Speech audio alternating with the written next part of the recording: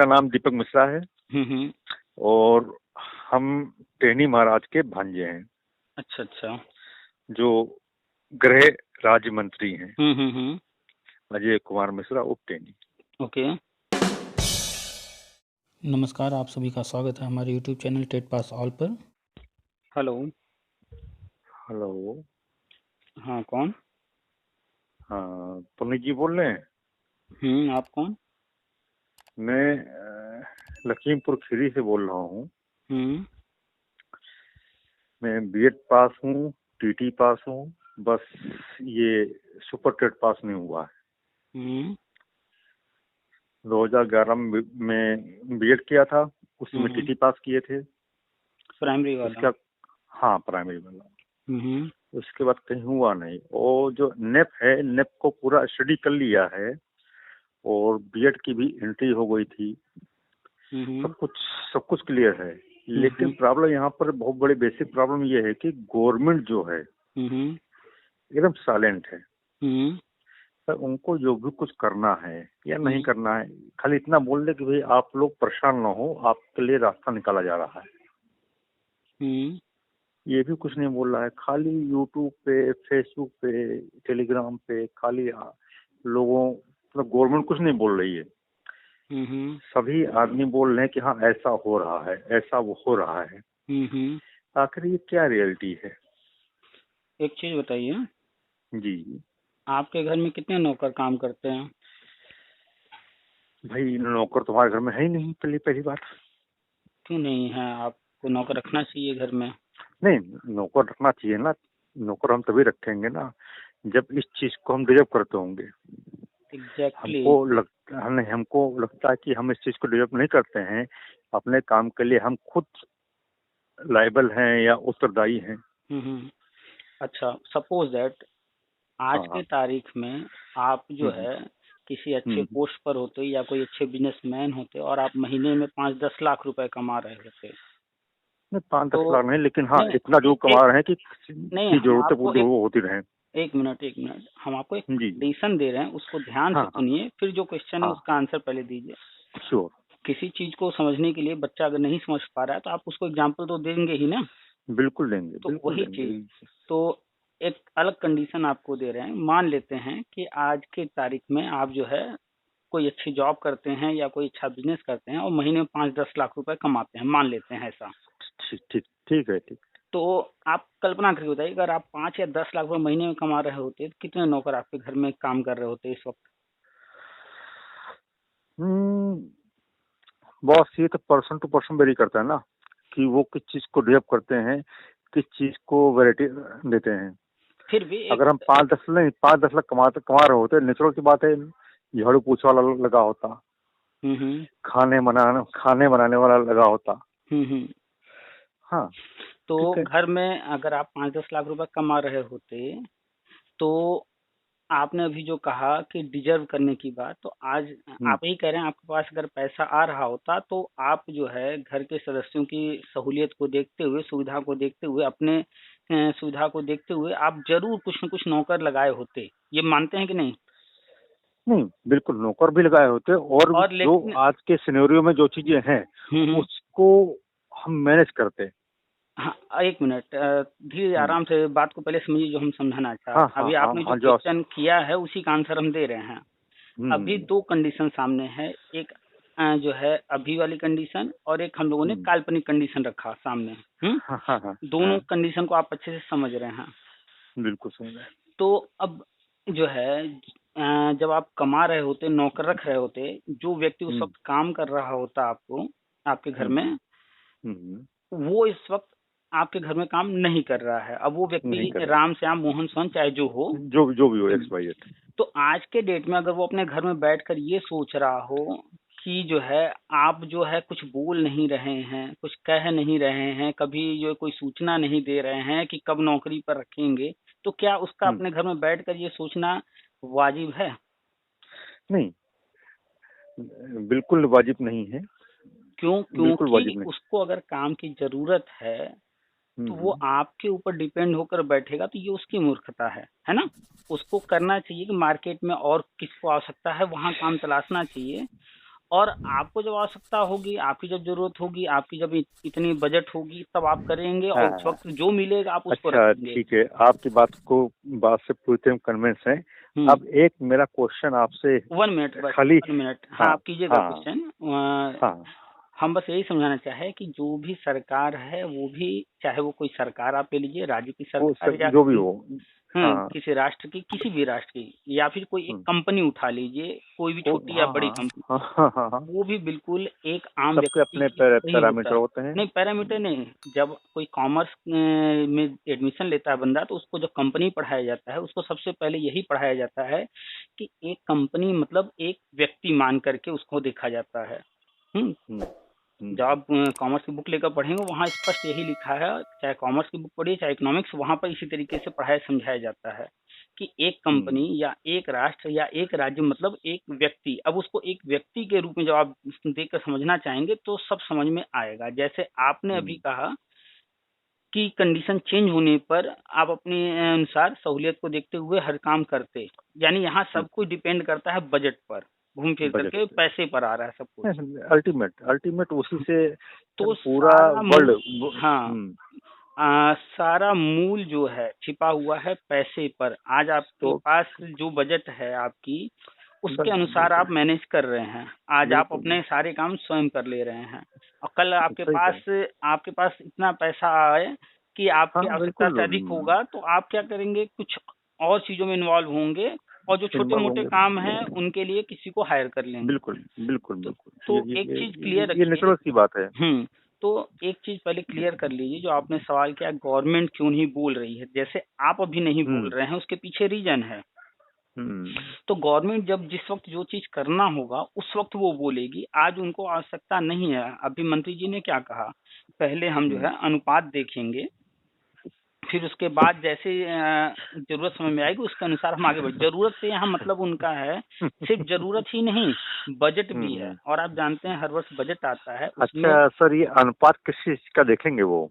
हाँ, अब मूल पॉइंट ये है कि जो इतना बहस मचा हुआ है हर जगह, फेसबुक यहाँ वहाँ, लोग तरह तरह की बातें कर रहे हैं। अभी जब ये नया चुनाव होने के बाद नई सरकार बनी थी, नए नए मंत्री जी आए थे, उस वक्त एक मीटिंग हुई थी, तो उसमें भी अनुपात की बात आई थी। तो उस वक्त भी जब मंत्री जी ने जो है बराबर बताया था, एक लेटर भी वायरल हुआ था, उसमें बताया कि अनुपात पूरा है, तो फिर उस वक्त हाय हल्ला मचा हुआ था। फिर अभी कुछ दिन पहले न्यूज में आया कि 1.25 लाख पद खाली हैं, तो लोग बड़े खुश हो गए थे, पॉजिटिव। हाँ, पॉजिटिव थोड़े हो गए थे। फिर अभी कल मंत्री जी से सवाल किया गया, लोग सवाल नहीं सुन रहे हैं, लोग आंसर नहीं सुन रहे हैं कि वो किस सवाल का क्या जवाब दे रहे हैं, लोग फिर जो है नेगेटिव हो गए हैं। तो वो जो अनुपात की बात कर रहे हैं, वो आज से 20 साल पुराने अनुपात की बात कर रहे हैं, जो चला आ रहा है। पहले क्या होता यही तो पहले समझिए अनुपात को, लोग समझ नहीं पा रहे हैं, वही दिक्कत है। पहले क्या था कि आज से 20 साल पहले की बात करें या अब की बात करें, जो चला आ रहा है, चाहे मुलायम जी थे तब, चाहे मायावती जी थी तब, चाहे अखिलेश जी थे तब, जो भी हो, सब, हाँ, जो भी आया गया, सबके कार्यकाल में अनुपात जो देखा गया वो ये देखा गया कि पूरे प्रदेश में कितने विद्यालय हैं और उन विद्यालयों में कितने शिक्षक कार्यरत हैं। और जो अनुपात निकाला गया वो विद्यालय पर न निकाल करके पूरे प्रदेश का निकाला गया कि पूरे विद्यालयों में शिक्षक के छात्र कितने हैं और शिक्षक कितने हैं। तो वो पूरे प्रदेश का उठा लिया गया और उसी पर चलता रहा। पिछली सरकारों ने भी कुछ नहीं किया, ये आए हैं पिछले 5 साल में जो किया सब जानता है। अब जो हो रहा है, जो बदलाव, और उसमें अनुपात में अब नया क्या हो रहा है वो लोग समझ नहीं पा रहे हैं। जो पहले था वो पूरे प्रदेश का था। अब जो राष्ट्रीय शिक्षा नीति आई है, जिस अनुपात की बात अब हो रही है, बार बार चर्चा हो रही है, वो स्कूलों पर है। केंद्रीय शिक्षा मंत्री इस पर कई बार बोल चुके हैं, लोग सुन के भूल जाते हैं। हमारे जो इसके पहले थे दिनेश शर्मा जी, वो भी सब चर्चा की है। लोग सोचते हैं कि आज चर्चा किए या आज बोले तो आज ही वो चीज हो जाए। लेकिन बेसिक प्रॉब्लम भाई साहब ये है कि यहाँ पर लोग ये नहीं समझ रहे हैं कि स्कूल क्या है, अपॉइंटमेंट क्या है, समायोजन क्या है। लोग बेसिक समझ नहीं रहे। बेसिक मतलब स्कूल की अगर बात करते हैं तो आदमी समझेगा। एग्जैक्टली यहाँ लोग देख ही गलत रहे हैं, उनका देखने का नजरिया गलत। तो वो नौकरी के उद्देश्य से देख रहे हैं। और सरकार क्या देख रही है, सरकार सिस्टम को देख रही है, अपने स्कूल को देख रही है, अपने बजट को देख रही है, उसके अनुसार चल रही है। तो लोगों का देखने का नजरिया ही गलत है। और कारण क्या है देखने का नजरिया गलत, कि 95% से ज्यादा लोग जी सिर्फ इस उद्देश्य से इस फील्ड में आए हैं कि आराम की नौकरी मिल जाए, नौकरी मिल जाए 40,000 50,000 की सैलरी हो जाए, जो बस भी है। अपने सैलरी के चक्कर में वो आए, इसीलिए वो सिर्फ वही देख रहे हैं। अच्छा, सही चीज बताने वाला कोई नहीं है, गलत चीजें बता करके यानी घुमा करके उसी बात को, बहुत है, बहुत कल जो लोग हैं। मंत्री जी ने बोला हमने भी सुना, लेकिन जब हम बहुत लोग पोस्ट हैं। पढ़ रहे हैं उसको घुमा करके बताया जा रहा है कि मंत्री जी ने कह दिया है कि अनुपात बराबर है, इस साल कोई भर्ती नहीं है। मंत्री जी ने कहा ही नहीं कि इस साल कोई भर्ती नहीं आएगी, मंत्री जी नहीं, कह रहे हैं, उनका ये कहना नहीं उनका, उन्होंने और कहा लोग कि गलत गलत अनुपात बोल देख रहे हैं। करके उसके बाद जो है तय अब किया जाएगा। भाई साहब आपको यहाँ रोकेंगे हम। हम्म। अभी शिक्षा मित्र साहब की बात होती होगी। हाँ बिल्कुल, सबसे होती है। शिक्षा मित्र आपसे कहते होंगे कि मोदी साहब ने या बीजेपी गवर्नमेंट ने कहा कि हम इनको नियमित करेंगे। उन्होंने ऐसा कुछ कहा ही नहीं। उन्होंने कहा कि न्यायोचित समाधान करेंगे। हाँ बस ये कहा उन्होंने। और उन्होंने न्यायोचित समाधान करेंगे, उसमें ये नहीं है कि हम परमानेंट करेंगे, आपको 12 महीने का देंगे या 10 महीने का, जो भी एक्स वाई, वो न्यायोचित की बात आई। अब न्यायोचित क्या है वो जब होगा तब होगा। और लेकिन हम लोग समझते न्यायोचित यही था कि जजमेंट आया, चीजें डिजॉल्व हुई और लोगों को अपने स्तर पे गवर्नमेंट ने रखा, इनको कंटिन्यू कर दिया। यहाँ पर थोड़ा सा हम रोकेंगे कि न्यायोचित का ये था कि हाईकोर्ट ने जिस तरह से जजमेंट लिखा था, उस जजमेंट को पढ़ने के बाद स्पष्ट हो जाता है कि समायोजन निरस्त होगा और इनको हटाया जाएगा। हटाया जाएगा। तो हटाने के बाद जब ये जो जहां पर थे वहां पर वापस लेने की बात हाईकोर्ट ने कहीं नहीं कहा। कोर्ट ने सिर्फ जो है इनका समायोजन गलत है और उसके कारण इनको हटाने की बात वो कर रहे थे, लेकिन स्पष्ट उन्होंने नहीं लिखा कि इनको हटाइए, क्योंकि सुप्रीम कोर्ट जाना था। और सुप्रीम कोर्ट गया तो ही स्पष्ट हो गया कि जो है हाई कोर्ट का जजमेंट सही है, अब इनको हटाना है। लेकिन न्यायोचित की जो बात थी, न्यायोचित यही था कि कम से कम ये जहां थे सड़क पर ना आ जाएं, तो इनको वहां वापस पहुंचाने के लिए सुप्रीम कोर्ट से राहत दिलवाया गया और साथ ही इनको मौके भी दिए गए, भैया आप टेट पास कर लो, आने वाली भर्तियों में मौका भी दिया गया, वेटेज भी दिया गया, उम्र में छूट गया।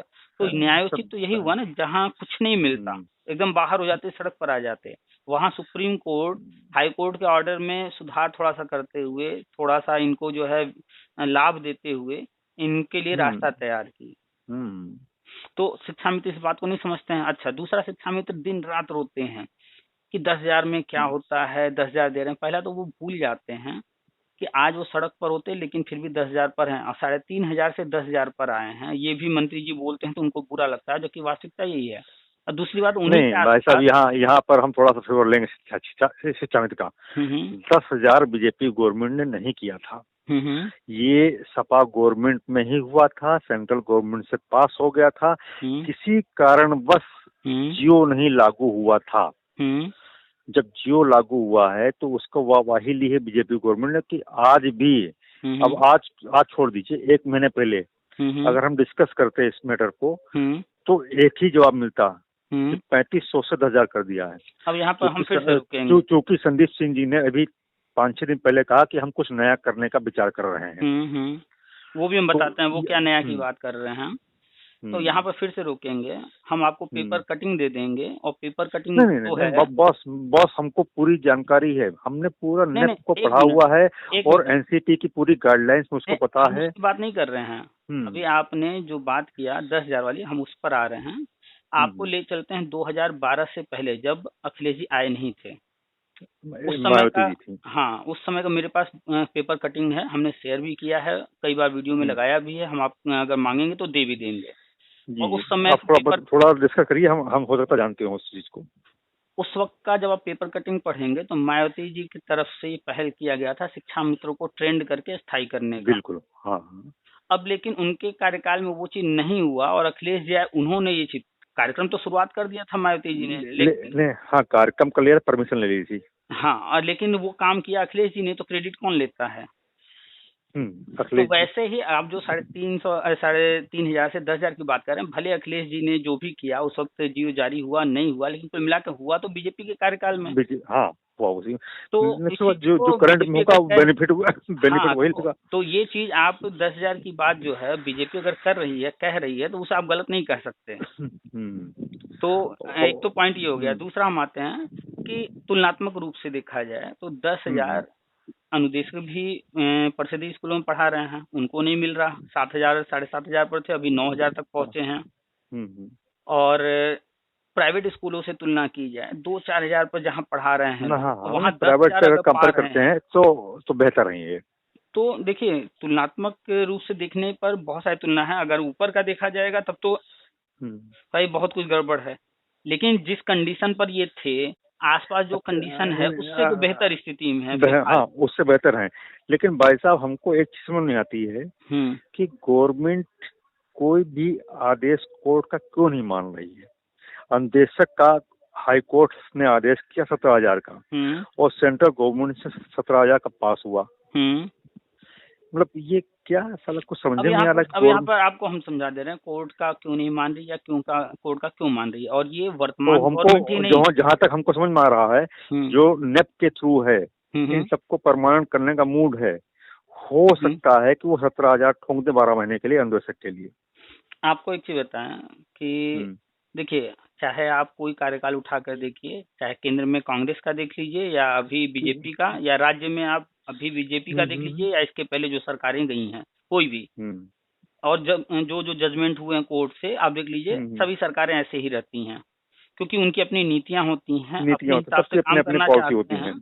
अच्छा अभी आप ही जो है कोई भी केस कीजिए किसी व्यक्ति पर या किसी भी मुद्दे पर, हाँ तो आप अगर कोर्ट गए और आप या तो जीतेंगे या तो हारेंगे, तो आपके सामने यही पहलू होता ही हाँ, और आपके सामने भी और आपके जो विपक्ष में है उसके सामने भी ये ऑप्शन होता है कि वो ऊपर वाले कोर्ट में चैलेंज कर देगा। बिल्कुल। तो यानी कि नीचे वाले कोर्ट का जो जजमेंट है उसको मानना न मानना दोनों के ऊपर निर्भर करता है। तो ऊपर वाला खुला हुआ है तो ऊपर जब चैलेंज हो गया तो भाई आप कहेंगे नीचे वाले कोर्ट का उन्होंने जजमेंट नहीं मान रहे हैं वो। अच्छा ऊपर गए हाई कोर्ट तक, वहां से कोई जजमेंट हुआ, फिर भी रास्ता खुला है सुप्रीम कोर्ट का। अब कोई सुप्रीम कोर्ट जा रहा है नीचे वाले कोर्ट का जजमेंट नहीं मान रहा है तो वो व्यक्ति भी तो नहीं मान रहा है, वैसे ही सरकार भी नहीं मान रही है।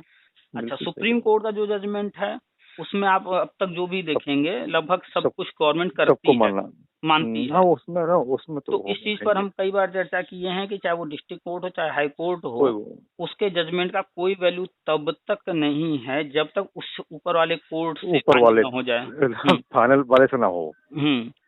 तो कोर्ट का भी कोई इशू नहीं है। कोर्ट का गवर्नमेंट क्यों नहीं मान रही है, क्योंकि उनकी अपनी पॉलिसी है, वो अपने अनुसार चलने वाले हैं। सर हमने आपको अपना नाम बताया था? नहीं बताया था? फिलहाल तो नाम नहीं बताया आपने। मेरा नाम दीपक मिश्रा है और हम टेनी महाराज के भांजे हैं। अच्छा। जो गृह राज्य मंत्री हैं अजय कुमार मिश्रा उप टेनी। ओके। और हम दो जिलों को बिलोंग करते हैं, लखीमपुर और सीतापुर। अच्छा, इसलिए हमारे पास तो बहुत सारे कॉल आते हैं, हमें नाम से या किसी नहीं बता दिया हमने। हाँ अच्छा कि आपने बता दिया। वैसे हम किसी से कोई बताना लेकिन आपसे बात करके बढ़िया लगा कि आप चीजों को एकदम ब्रीफ कर रहे हैं। हाँ, और हमारा बस देखिए ये प्रयास रहता है, कोई भी कॉल करता है चाहे शिक्षा मित्र हो चाहे अन्य कोई भी हो, बीएड बीटीसी डीएलएड कोई भी होता है। हमारे घर में एक्चुअली में भाई की मिसेज है शिक्षा मित्र। अच्छा। लेकिन भाई साहब हमको दो चीजों का जवाब अभी तक ना हम ढूंढ पाए हैं ना हमको मिल पाया किसी से। हम आपका दे देंगे जवाब, अभी समझा देंगे। एक चीज जब समायोजन रद्द हुआ था इन लोगों का 25 जुलाई 2017 शायद, तो उसके बाद इन लोगों को 6 दिन की सैलरी मिली थी 26 जुलाई से 31 जुलाई के बीच की। वो सैलरी किस क्लॉज से मिली थी ये ही नहीं समझ में आ रहा है कि गवर्नमेंट ने सैलरी क्यों दी 6 दिन की। देखिए इसके बारे में तो हम कंफर्म नहीं है कह सकते। नहीं कंफर्म नहीं। आपसे अगर कभी शिक्षा में किसी का फोन आए खाली इतना पूछेगा कि समायोजन रद्द का जो आदेश हुआ था कोर्ट से उसके बाद 6 दिन की सैलरी मिली थी, किसी को नहीं मिली थी। अच्छा। पूरे यूपी में हमको जो जानकारी है सभी को 6 दिन की सैलरी मिली थी। क्यों मिली इसको हम अपने जो है अनुभव से या अपने ज्ञान जो हमें जहाँ तक समझ है अपनी समझ से हम इसका जवाब दे रहे हैं। बाकी सत्यता क्या है वो हम कंफर्म नहीं कर सकते। हम समझते इसको हो सकता है गवर्नमेंट का ये एक रिवार्ड है ये हम इसको इस तरह से देखेंगे कि 25 जुलाई को ऑर्डर आता है और हाँ जो है जो महीना होता है वो 30 या 31 तारीख तक चलता है। हाँ, जुलाई 31 को होती है। तो गवर्नमेंट ने पूरा महीना लिया होगा सीधा सीधा। हम ये देख रहे हैं यहाँ तक कि ऑर्डर तो 25 को आ गया, हाँ लेकिन हाँ। गवर्नमेंट ने उस पूरे महीने का पेमेंट दे दिया, कुछ सीधा सीधा कर दिया होगा, हमें जहाँ तक लगता है। और इसमें कोई बहुत बड़ा इशू हमें नहीं समझ में आ रहा है, कोई बड़ा मुद्दा रहा होगा कोई नहीं, मुद्दा बड़ा नहीं है। नहीं, मुद्दा कोई मुद्दे की बात नहीं है। यहाँ पर देखिए, बहुत बड़ी प्रॉब्लम होती है कि वही आदमी आज से 5 साल 6 साल पहले अयोग्य होता है और इधर 5 साल में वो आदमी योग्य है 10,000 में। That is wrong. अब यहाँ पर आप भाई थोड़ा सा हम नहीं, अगर अयोग्य है उसको डिसकंटिन्यू करना चाहिए, उससे सेवा नहीं लेनी चाहिए। रुकेंगे थोड़ा सा। और 100% में 60% के आसपास शिक्षा में बेकार है। नहीं, रुकिए थोड़ा सा। आपने जो क्वेश्चन किया है या आपने जो पॉइंट उठाया है उसको थोड़ा सा आपको क्लियर कर दें कि योग्य क्या है, अयोग्य क्या है। अभी कुछ महीनों पहले की बात है कि यूपीएससी का रिजल्ट आया था। इसने इस वर्ष का शायद या पिछले वर्ष का, ठीक समय याद नहीं, फिर भी आपको वो बता देते हैं। तो एक जो है वो, हाँ, एक व्यक्ति जो कि 4th ग्रेड का कर्मचारी था। हाँ, जनसंज्ञान में हमारे। और जैसे ही रिजल्ट आता है वो इंटरव्यू और प्री मेन सब क्वालिफाई करके फाइनली उसका रिजल्ट आता है और फिर जो है कुछ ही दिनों बाद वो ज्वाइन कर लेता है और वो फिर बड़ा आईएएस अधिकारी बन जाता है। तो अगर देखा जाए जिस दिन उसने रिजाइन किया और जिस दिन उसने वहां ज्वाइन किया, या तो उसमें कुछ घंटे या कुछ दिन का गैप होगा। कुछ दिनों पहले वो 4th ग्रेड का कर्मचारी था। ये इशू है। हाँ, कुछ दिनों पहले वो एक 4th ग्रेड का कर्मचारी था, उससे ऊपर के पद के लिए अयोग्य था। और जैसे ही उसने एग्जाम क्वालिफाई किया, अब वो ऊपर वाले पद के लिए योग्य हो गया। तो यहाँ पर योग्य और अयोग्य बताइए कैसे कंफर्म हुआ? बिल्कुल सही कर रहे हैं। तो अब यहाँ पर कोई भी चीज आपके लिए जिस दिन जो भी एग्जाम या जो भी पैटर्न तैयार किया गया है, जो भी मानक तैयार किए गए हैं, उन मानकों पर जब अपने आप को आप खरा दिखा देते हैं या जो भी मानक उनको पूरा कर देते हैं, उसी के बाद ही तो आप योग्य अयोग्य कहलाएंगे। अच्छा, दूसरा एग्जाम्पल, एक और अभी रिजल्ट जब आया, आपने 2 घटना सुनी होगी, एक लड़की का था और एक लड़के का था। उन दोनों ने अपना रिजल्ट देखा, उसमें उनका नाम था, उन्होंने पूरा मोहल्ले वल्ले में हर जगह मिठाई बांट दिया। और फिर बाद में पता चला कि नाम तो उनका था लेकिन रोल नंबर उनका नहीं था। उन्होंने किसी और का रिजल्ट देख लिया। तो अभी जब उन्होंने मिठाई बांटा तब तो वो योग्य थे, उसके बाद हो गए। जैसे ही कंफर्म हुआ कि नहीं भैया आपका नहीं है, वो अयोग्य हो गए। तो जो शिक्षा मित्र की बात आ रही है, चाहे किसी की भी बात आ रही है, योग्य अयोग्य, 69,000 भर्ती में नाम आने से पहले जितने भी बीएड वगैरह थे वो अयोग्य थे, वो शिक्षक नहीं बन सकते थे। लेकिन जैसे 69,000 भर्ती में उनका नाम आ गया, वो अब योग्य हो गए, शिक्षक बनने के लायक हो गए। तो यहाँ योग्य अयोग्य को समझ नहीं पाते लोग। सर, आखिरी क्वेश्चन ये है, जैसे 2011 में हम क्वालिफाइड हैं, ठीक है, तो संभावनाएं हैं, फार्म तो पड़ा हुआ है, तो क्या उस फार्म के बिहाफ पे गवर्नमेंट कॉल करेगी या कुछ नया ही विज्ञप्ति आएगी? अब इस चीज को समझिए कि आपको आज आवश्यकता है 10 नौकरों की। आपने जो है अखबार में वांट दे दिया, आपके पास लोग आए, उसमें से आपने फिल्टर किया, आपको 7 लोग मिल गए कि ये मेरे काम के हैं, 7 को हायर कर लिया, बाकी आपने छोड़ दिया। 7 से आपका काम रुका नहीं, जहां आपकी जरूरत है वो चलने लगी। अब 3 नहीं आए तो फिर आपने सोचा चलो कोई बात नहीं, 7 से काम चल रहा है, बाद में कर लेंगे। तो 7 तो आ गए ना, कम से कम आपका काम चल रहा है। तो कोई भी भर्ती गवर्नमेंट निकालती है तो अनुमानित पदों के आधार पर जितनी आवश्यकता है वो उतना निकाल देती है, काउंट करके कितने।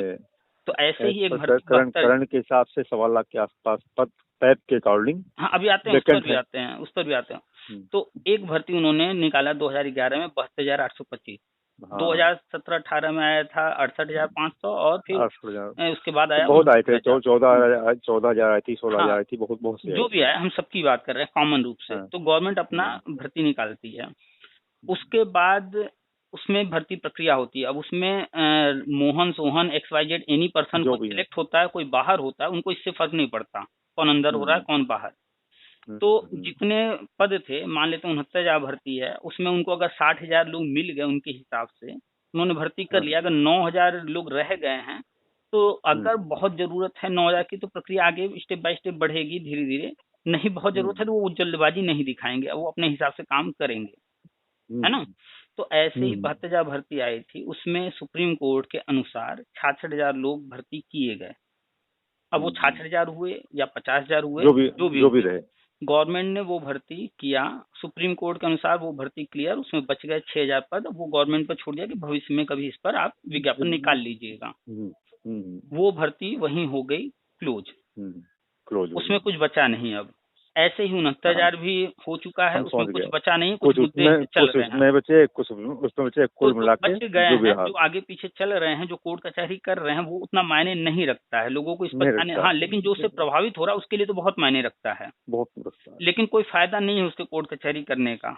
हम जो है मूर्खता करते हैं, वही होगा जो गवर्नमेंट चाहेगी। हाँ, तो कुल मिलाकर के 72,000 भर्ती जो आई थी, मायावती जी ने निकाला था, अखिलेश जी ने उसमें जबरदस्ती एक और घुसाने की कोशिश किया, लेकिन कोर्ट को पता था, हाँ, लेकिन कोर्ट को पता था कि ये जिस भर्ती पर ये आवेदन लिए हैं वो भर्ती जो हो ही नहीं सकती, क्योंकि उसमें जो भर्ती निकालने की प्रक्रिया थी वो पूरी प्रक्रिया की ही नहीं गई है, न केंद्र से अप्रूवल लिया गया है, न कुछ भी, तो कोर्ट उस पर भर्ती नहीं करा सकती थी। इसलिए कोर्ट ने देखा कि एक ही भर्ती थी और चुपचाप उन्होंने भर्ती कराया। और उन्होंने, चूंकि विवाद इतना तगड़ा था, तरह तरह के लोग थे, कंडीशन बिगड़ सकती थी, तो उन्होंने सारे नियमों को देखते हुए कहा कि भैया जो नियम मायावती जी ने बनाया वो भी सही था, नियम बनाने का अधिकार क्योंकि उनके पास था। अखिलेश जी भी ने जो नियम बनाया वो नियम बनाने का अधिकार उनके पास है, तो जो नियम उन्होंने बनाया उस प्रक्रिया को हम डिस्टर्ब नहीं करेंगे, वो उन्होंने अपने हिसाब से नियमानुसार काम किया, वो सही है। लेकिन जहां तक भर्ती की बात है, तो भर्ती 2 नहीं थी, 1 थी, और उस पर सुप्रीम कोर्ट ने भर्ती कराया, और दूसरे पर फीस वापसी का जो आदेश था उसको गवर्नमेंट ने पूरा करने का आधा काम किया है, फॉर्म भरवा लिया है, पेमेंट नहीं दिया है अभी नहीं हुआ है, वो हो जाएगा इन फ्यूचर जब भी हो जाएगा। तो कुल मिलाकर वो मैटर वहीं क्लोज हो गया। दूसरी तरफ देखा जाए 68,500 वो भी मैटर क्लोज ही है, 69,000 वो भी लगभग क्लोज है। छोटे मोटे मुद्दे हैं, ये सब चलते रहते हैं सालों साल। भाई 51,000 वाला है वो ठीक है। तो अब जो आगे विज्ञापन जारी होगा वो मुद्दा है, और राष्ट्रीय शिक्षा नीति के तहत गवर्नमेंट क्या प्लानिंग करती है वो मुद्दा है। हम अगर उसको देख करके समझ लें कि हमारे लिए वहाँ कुछ है या नहीं, तो हम सब समझ पाएंगे। और दूसरा, हम उसके सहारे बैठे ना, हम अपना बिल्कुल बिल्कुल, ये आपने बात एकदम करेक्ट कही। हमको किसी के सपोर्ट के लिए बैठना नहीं, अपना जो है जो भी अपना काम है उसको हमको करना चाहिए। बिल्कुल, हमारे आपकी जीवन की एक समय सीमा है 60 साल, 70 साल, 80 साल, ये गुजर जाएगा। लेकिन सरकार आज से 500, 1,000 साल पहले भी कोई न कोई सरकार थी, आगे भी रहेगी, आगे भी हजारों साल तक रहने वाली रहेगी, और ये देश भी रहेगा, ये देश भी रहेगा। लेकिन हम आप जो है, जो जीवन है, अगर इसमें हम आप खाली जो है भरोसे नहीं बैठना है, बस अपना काम करना है बस। हम अगर जो है अपना जीवन समय बर्बाद करें, ये सब मूर्खता होगी। तो फिर हमने अपने आप को अलग कर दिया, हम तो दवाई कम करने लगे। अच्छा, चलिए, जो भी कर रहे हैं आप अच्छी बात है, कुछ न कुछ करते रहिए, और फिर ऊपर वाले की दुआ से काम बढ़िया हो गया है। अगर मिल जाएगी तो बढ़िया, नहीं मिलेगी तो बढ़िया, कोई दिक्कत नहीं। इसमें फिलहाल हम जो है यही कहेंगे कि आप जो कर रहे हैं अच्छा है, और मिल जाएगी, बिल्कुल मिलेगी। हम सेटिस्फाई हैं, हम प्रेजेंट टाइम में अपने काम से सेटिस्फाई हैं। बस सबसे मुख्य यही है कि जीवन मिली है, कोई जरूरी नहीं है कि हम सरकारी मास्टर बने या कोई व्यापारी बने या क्या बने, वो हमें देखना है हम कहाँ संतुष्ट हो पा रहे हैं। नहीं, हम फिलहाल अपने प्रेजेंट टाइम में सेटिस्फाई हैं। हमने एक चीज ऑब्जर्व कर लिया है कि देखिए जीवन है, इसमें किसी चीज का कभी भरोसा नहीं है। बिल्कुल, कोई भरोसा, जो मिल रहा है उसको लेते रहो, उसको एंजॉय करो, और जिसने कहा कि ये हमारा है वो उससे बड़ा महामूर्ख कोई इंसान नहीं। एग्जैक्टली। और दूसरा, कोई अगर उम्मीद लगाता है और वो उम्मीद पूरा नहीं होता है, उम्मीद तो करना भी नहीं चाहिए। जिस बाप ने अपने लड़के से उम्मीद लगाई, वो लड़का उसकी उम्मीद तो खरा नहीं उतरा, तो या तो बाप का मतभेद होगा या दोनों में मतभेद होगा, आपस में डिस्प्यूट होगा, घर में कलह होगी। इससे बढ़िया उम्मीद न पालो, जो उसकी रिक्वायरमेंट हो उसको पूरी करती रहें बस। जो सामने है स्थिति परिस्थिति जैसे है, जो हो रहा है वो भी अच्छा, जो नहीं भी हो रहा है वो भी अच्छा। चलिए सर, आपसे बात करके बढ़िया लगा। और हमें भी अच्छा एकदम लगा। क्लियर बात करते हैं। और हम भी हमको हर एक चीज की जानकारी है। हम ज्यादा डिस्कस करते भी नहीं, बहुत फोन आते हैं लोगों के। वो हम भाई उसमें क्या, हम कोई जज तो है नहीं ना, कोई पावर हमारे पास है भाई, जो जिसको करना वो करेगा।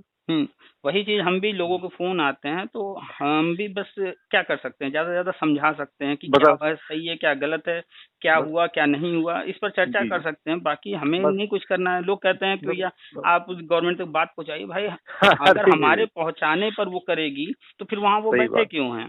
बैठे क्यों? सही बात। और अगर 25-30 करोड़ की आबादी का एक एक लोग का सुन के वो चलेंगे तब तो फिर चल चुके, हो चुका, कुछ नहीं होना भाई। भगवान शंकर के बारे में यही है कि भाई इतना आदमी है, सब घंटे बजाते हैं, इच्छाएं पूरी किसी की होती हैं भाई, सबकी जब पूरी करने लगे तो इंसान भगवान में अंतर क्या रहा? वही हाल यही सिस्टम और तो कानून का है। चाहे वो शिक्षा मित्र हो, चाहे बीएड हो, चाहे नौकरी मिल गई हो या न मिली हो, उसे अपने आजीविका के लिए चाहे 10,000, 20,000, 25,000, 50,000 जितना कमाना चाहता है उसे खुद अपना व्यवस्था करना पड़ेगा भाई। आप इंसान हैं, आपको अपना देखना पड़ेगा। जितनी संख्या शिक्षा मित्रों की है, जितनी संख्या शिक्षा मित्रों की, इससे कई गुना ज्यादा प्राइवेट स्कूलों में पढ़ाने वाले टीचरों की बहुत है। और वो सारे उनमें जो है 90% ऐसे हैं जो शिक्षा मित्र से भी कम पाते हैं, लेकिन कभी भी वो कोई पास 5,000 पाता है, कोई 6,000 10,000 के लेवल में बहुत कम लोग, बहुत कम है। और ये नहीं कि सिर्फ टीचिंग में, पूरे जो है जितने भी सेक्टर हैं, चाहे इंडिया की बात करें या कहीं की बात करें, उसमें सिर्फ 2% लोग हैं जो 10,000 के ऊपर कमाते हैं। 98% लोग 10,000 के नीचे आज कमा रहे हैं। आज भी है। सही कह रहे हैं आप, बिल्कुल सही कह रहे हैं। लेकिन क्या है कि ये जो है एक दूसरे से जुड़े हैं, दिन रात रोना रोते रहते हैं, इसलिए बेसिक प्रॉब्लम यहाँ पे शिक्षा मित्र की है। एक्चुअली में इनको मलाई मिल चुकी थी 2 साल या 3 साल। उसमें ये भूल गए थे कि इनके आदेश पे लिखा था कि सारा मामला कोर्ट के अधीन है। एग्जैक्टली और यही चीज लिखा है 72,825 में, यही 69,000 ये चीज इन्होंने दिमाग से निकाल दिया। इन्होंने अपने पैर इतने फैला दिए, बाद में जब चीज रद्द हुई है तो वहां पे ये डिस्टर्ब हुए। तो उसमें भी डिस्टर्ब कौन हुआ?